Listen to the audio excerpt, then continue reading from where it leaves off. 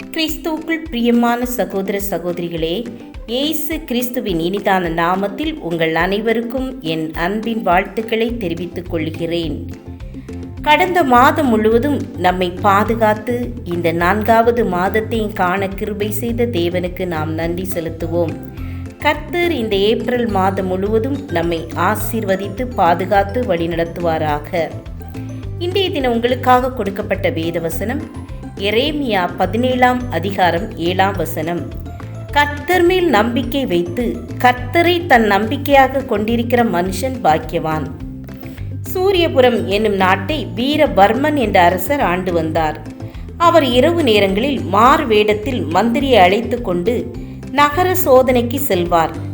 அப்படி ஒரு நாள் மந்திரியை அழைத்து கொண்டு நகர்வலம் செல்லும்போது ஒரு வீட்டில் மனைவி குடும்பத்தின் வறுமையையும் குழந்தைகளின் பரிதாப நிலையையும் குறித்து தனது கணவனிடம் புலம்பிக் கொண்டிருந்தாள். அதற்கு கணவன், ராஜா கண் திறப்பார், பொறுத்திரு என்று பதில் சொன்னார். இன்னொரு வீட்டிலும் இதே மாதிரி மனைவி தனது கணவனிடம் புலம்பிக் கொண்டிருந்தாள். அதற்கு அவளுடைய கணவன், கடவுள் கண் திறப்பார், பொறுமையாக இரு என்று பதில் கூறினார். இந்த இரண்டையும் கேட்ட ராஜா மந்திரியை பார்த்து, இவர்களில் யார் சொல்வது சரி என்று கேட்டார். அதற்கு மந்திரி, ராஜா கண் திறப்பார் என்பதை விட கடவுள் கண் திறப்பார் என்று சொன்னதுதான் சரி, அவனே பலனடைவான் என்றார் மந்திரி. ராஜா அதையும் சோதித்து பார்த்துவிட விரும்பினார். அரண்மனைக்கு திரும்பினார்கள்.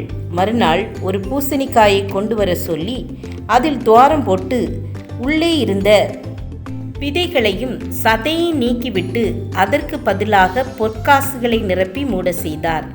இதை அவர் யாருக்கும் தெரியாமல் செய்தார்.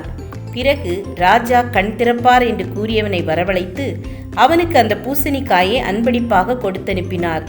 அன்றிரவு ராஜாவும் மந்திரியும் மாறு வேடத்தில் நகர சோதனைக்கு புறப்பட்டார்கள். ராஜா கண் திறப்பார் என்று சொன்னவன் வீட்டில் என்ன நடக்கிறது என்று மறைந்திருந்து கேட்டார்கள். கணவன் வெறுப்போடு மனைவியிடம் சொன்னான், நான் இவ்வளவு நாளும் ராஜா கண் திறப்பார் என்று காத்திருந்தேன். ராஜா என்னை கூப்பிட்டு அனுப்பி ஒரு பூசணிக்காயை கொடுத்தார். இந்த ராஜாவின் புத்தியை பார்த்தாயா? கேவலம் ஒரு பூசணிக்காயை போய் கொடுத்திருக்கிறார். நான் அதை ஒரு கடைக்காரனிடம் விற்றுவிட்டேன்.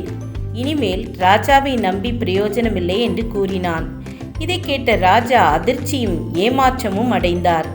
அதன் பிறகு ராஜாவும் மந்திரியும் கடவுள் கண் திறப்பார் என்று கூறியவனின் வீட்டுக்கு போய் மறைந்திருந்து அங்கே என்ன நடக்கிறது என்று பார்த்தார்கள். அந்த கணவன் தனது மனைவியிடம், கடவுள் கண் திறப்பார் என்று நான் சொன்னது உண்மையாகிவிட்டது. இன்றைக்கு கடையில் ஒரு பூசணிக்காயை வாங்கினேன்.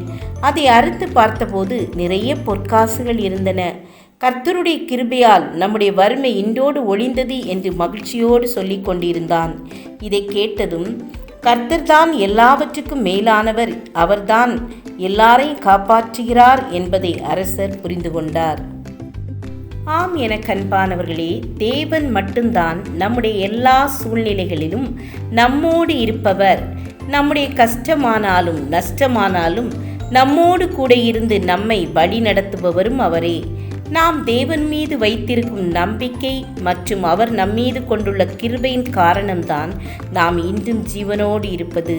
மனிதன் மீது நாம் வைத்துள்ள நம்பிக்கை நிச்சயம் ஒரு நாள் நம்மை ஏமாற்றிவிடும்.